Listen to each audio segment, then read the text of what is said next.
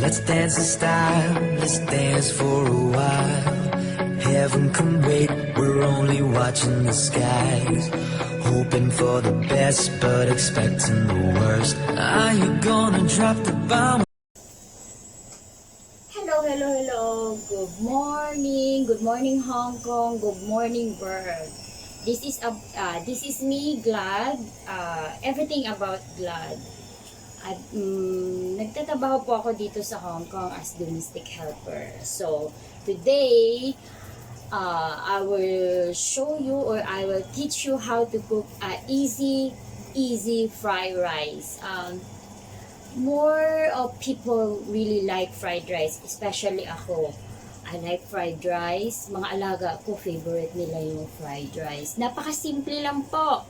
Lahat ng leftover nyo sa ref, pwede nyong ihalo sa fried rice as long as okay pa po siya. So, today, a simple and easy and yummy fried rice, or in Chinese is chow fan. Okay, today I will show you the ingredients for our easy Gladys fried rice. These are the ingredients for the fried rice. Of course, we have the meat, the sausages, the ham, the egg, some vegetable. You can use anything, but any kinds of vegetable, but here in Hong Kong, I usually use choy sam. And of course, we can use the pepper. This is the powder, some light sauce. I usually always use light sauce. I don't like dark sauce because my mumu will see if the fried rice is a bit dark. Siguro parang ayaw niyang kumain kung medyo dark. So I usually use light sauce. And some oil, of course, and some garlic, salt, and sugar. That's all. And especially, of course, the rice. We can use rice, leftover rice or newly cooked rice. Ganun lang kasimple yung fried rice na gagawin natin. So, okay, start na po tayo. So, start na po tayo ng cooking po natin. Okay, we'll start it.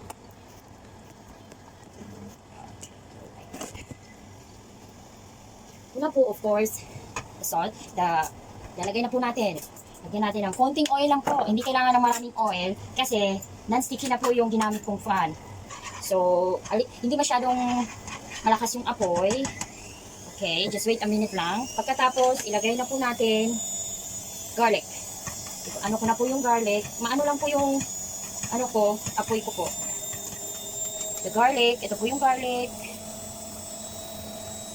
Garlic po tayo. Pagkatapos, kung naaamoy ninyo na yung amoy ng garlic, pwede na yon. Lagay na po yung meat. This is, I chopped it so small. Little. This is the pork. Hindi po siya minced pork. Kinap ko lang po siya ng maliliit kasi kailangan fresh talaga yung ipapakain ko kay Moy Moy.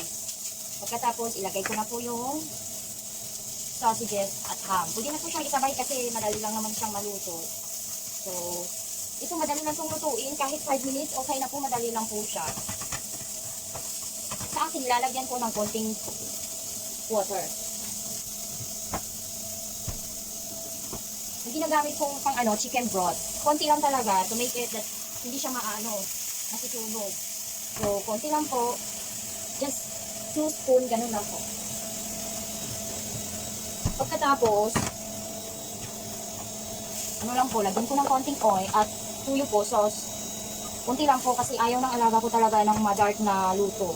So, a little bit lang. Hindi po kami na dito nagbi-vetchin. So, sugar lang po. Sugar lang ginagamit dito. So, lagyan ko lang ng konting sugar. Konti lang talaga. Hindi na ako pwede din maglagay ng salt. Konti. Konti lang pong nilagay kong salt. So, I just waiting. Just a moment lang po. So, kung kayo, pwede kayo maglinis-linis muna para hindi madumi yung kitchen ninyo kasi ayoko nang maduming kitchen. So, okay na po siya. Ako po, yung egg ko po, inahalo ko lang, sabay luto ko.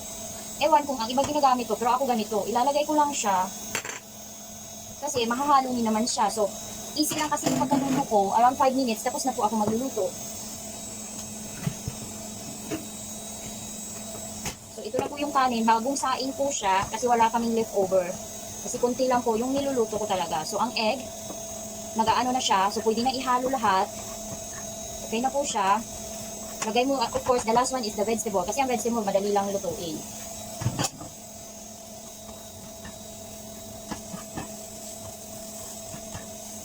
Napakasimple lang po talaga magluto ng chow fan. So, medyo okay na po siya. Yung rice ko, newly cooked talaga. Pero okay lang. Kayo na po yung magtansya kung gaano karaming rice ang ilalagay. Sa akin kasi, kunti lang. Kasi ito, pang dalawahan lang to. Ako at si Mulmoy. Kasi pupunta akong hospital. You see, masarap na siya kasi hinalo mo na yon. Sobrang dali lang itong lutuin. Within 5 minutes, tapos ka nang magluto. Okay na po siya. Takpan ko lang saglit. Daan po. Tapos na po. Ito na po yung finished product po natin. Diba? Napaka-easy lang po magluto ng fried rice. Just in 5 minutes, luto na po yung fried rice natin.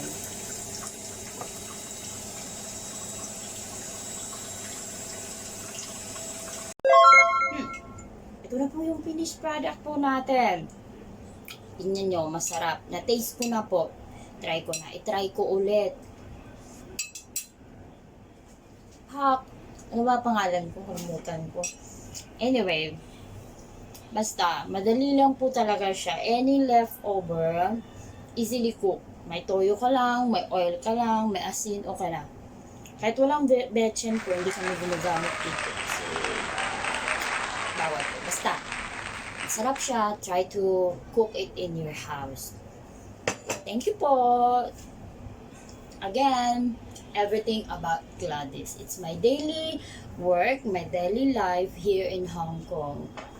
So, see you on next episode. Please subscribe, like, and share. Bye-bye.